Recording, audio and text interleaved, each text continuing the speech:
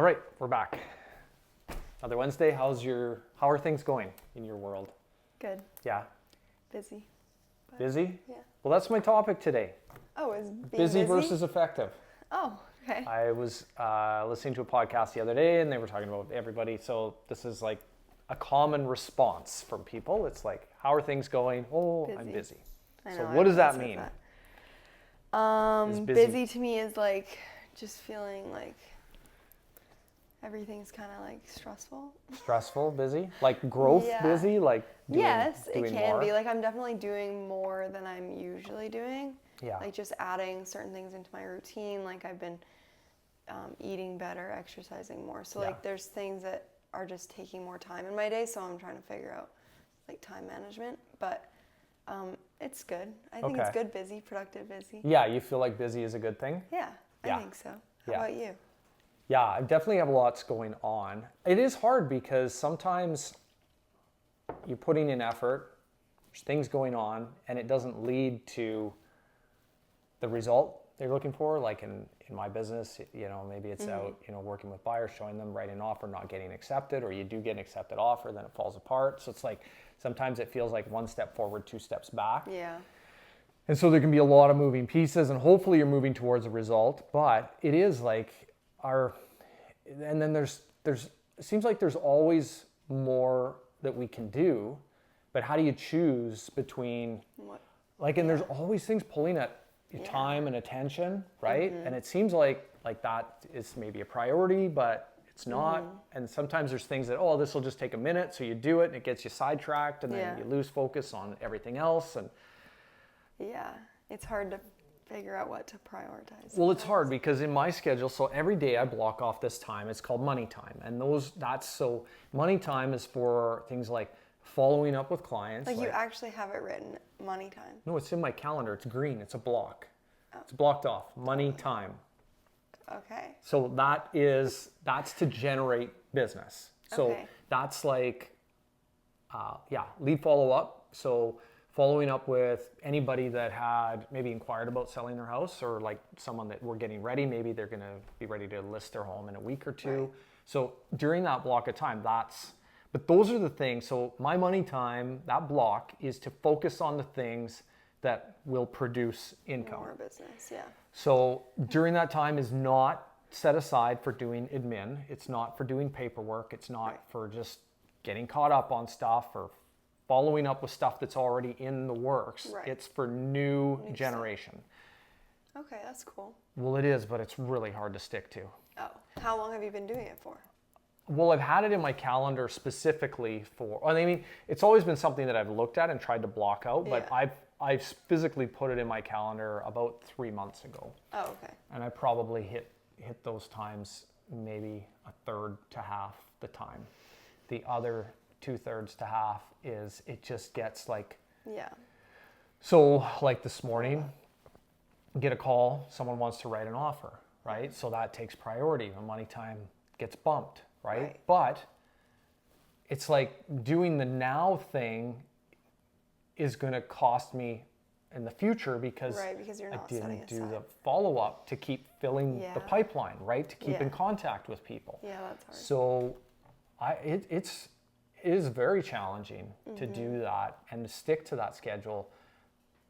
But I get a calendar reminder. Well, that's good. Sometimes, most of the time, that money time is in the morning between 9:30 and 11.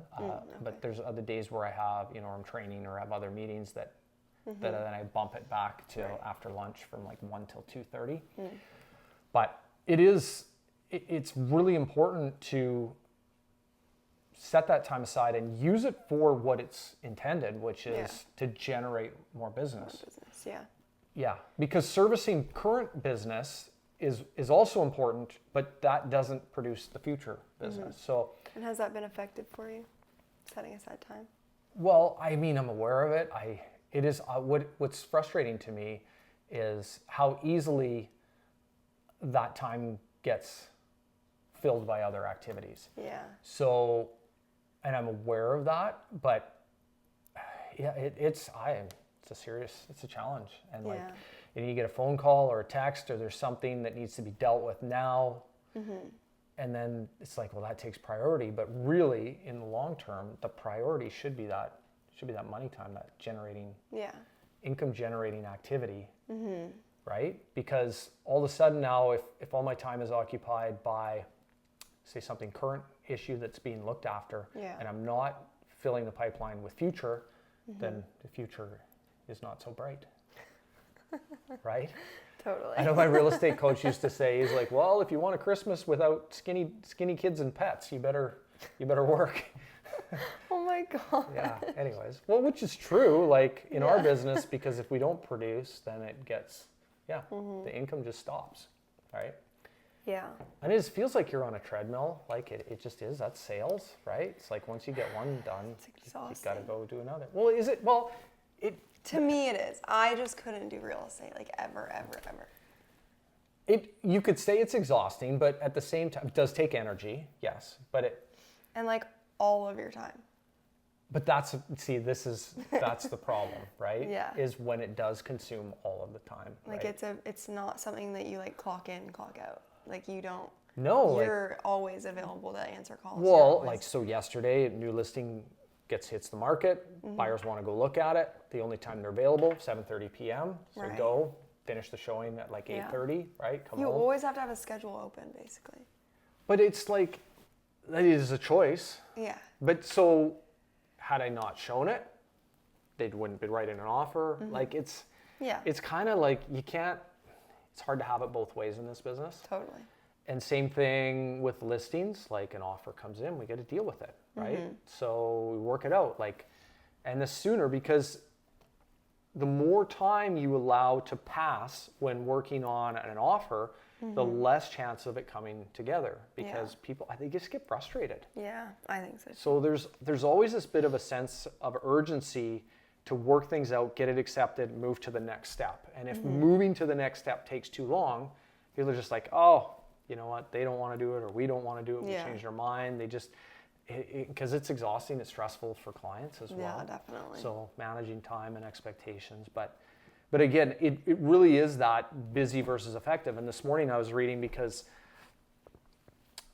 really trying to narrow down for me, what are my effective items? Like, what are the things that I need to make sure that I do on a weekly basis, on a daily basis? And then what are things that you don't really need to be doing? Yeah. So something interesting, actually. I think you're going to love this. Great. So ChatGPT. Oh, great. Have you heard of the master prompt? Have you heard of this term? Not heard master of prompt. this. So, so what you do is you ask ChatGPT to ask you questions to create a master prompt. And what it does is Chat asks you a series of questions, and so it knows everything about you.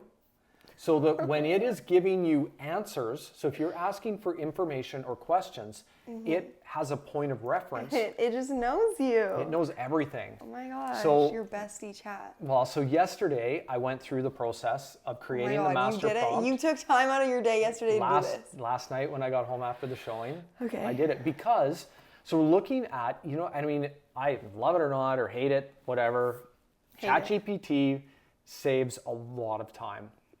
So I put all the information in there. So this morning I asked a question about busy versus effective things for real estate for me to do to achieve my goals.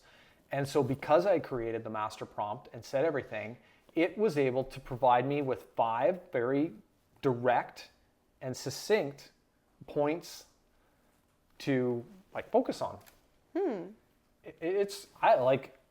It's so effective. So yesterday I had a question, and I know that the information is there. And had I gone to Google and Googled this answer, so we're looking at an acreage property that's a building strata. They're not common throughout BC, but we have a lot of them here.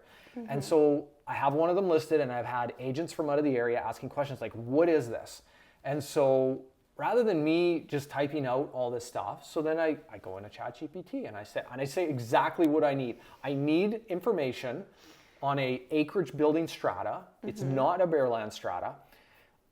Simple, 1 page that can explain to somebody who's unfamiliar with this, for example, another agent or another buyer, and they would understand it and what the concerns are, what the good, the positive and negatives are.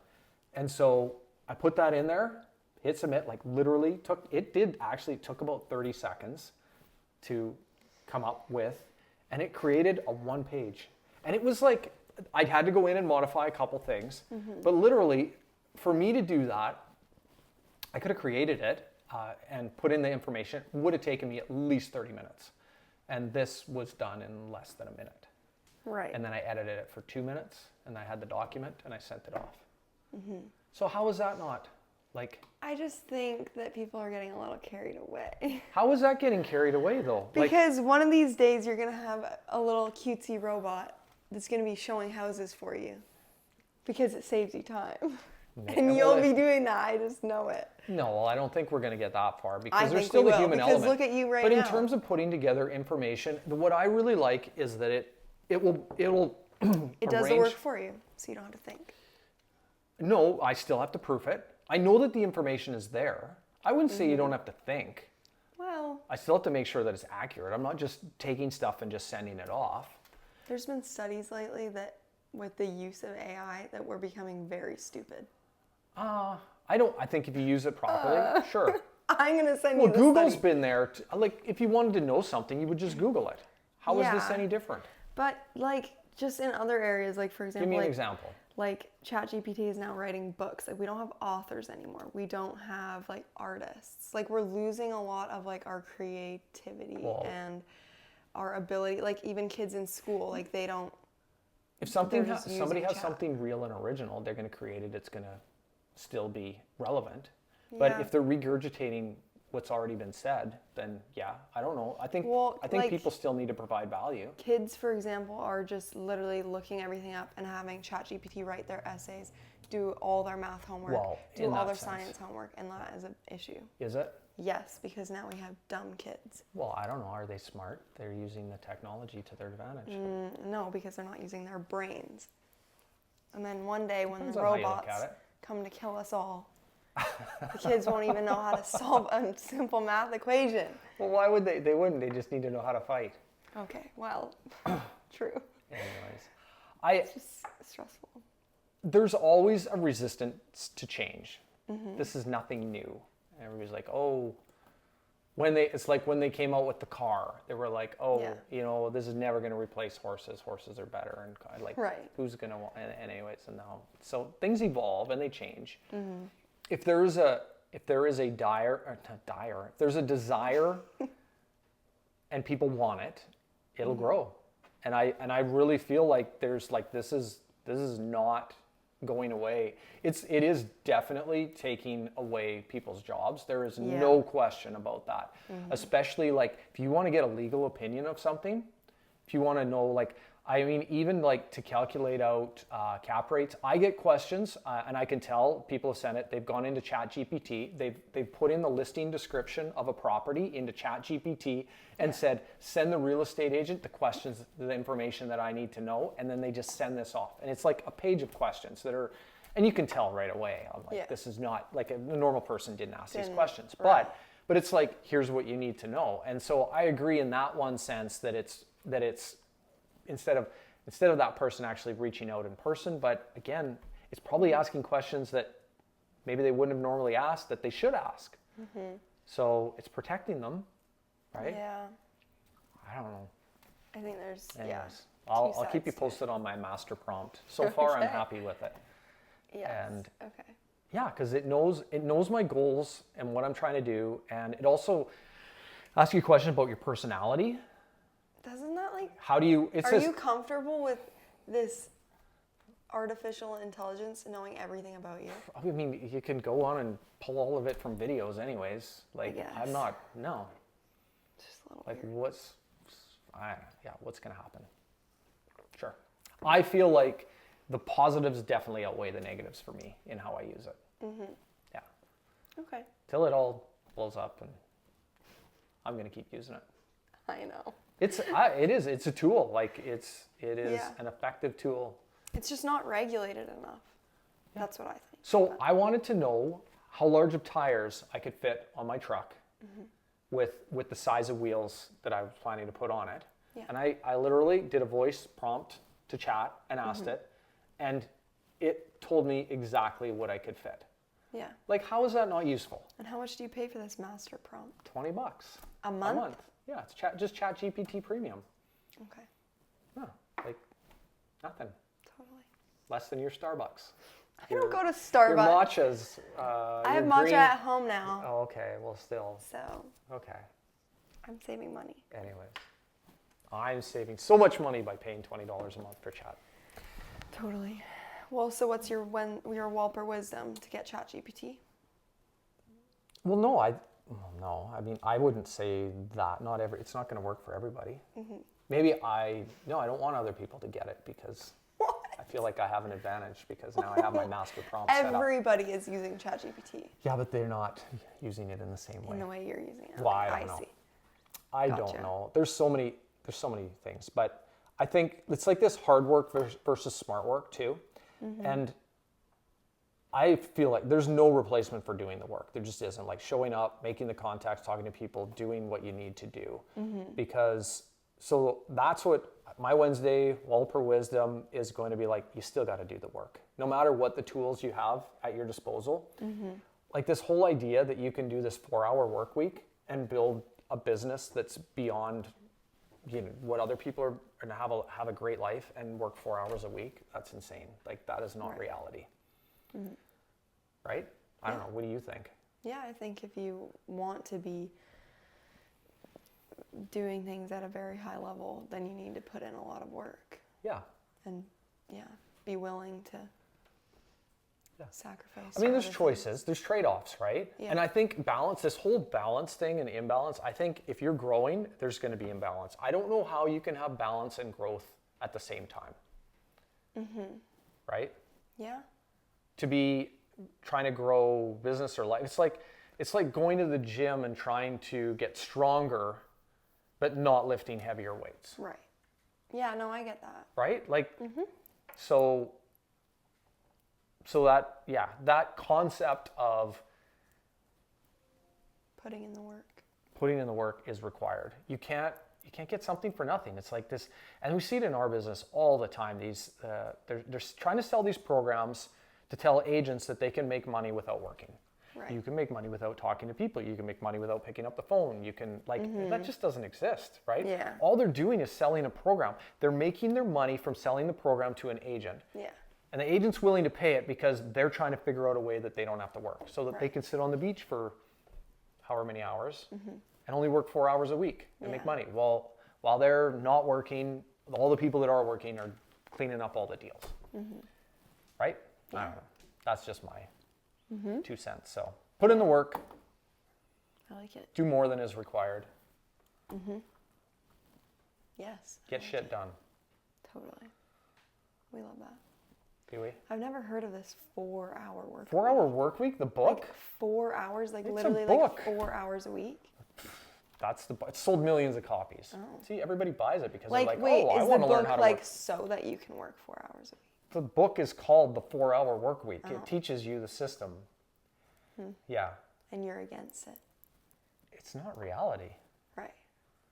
Not for someone that's growing. It? Oh, yeah. It came out a few years ago. Oh, okay, cool. Never heard of it. It's probably on Google. You probably have it. I have it. Yeah. Yeah. That's funny. In the library. Yeah. Okay. Well. All right. That's it for today. Interesting conversation. Okay. Okay. Right on. Thanks again. Thanks for watching. Have a good week.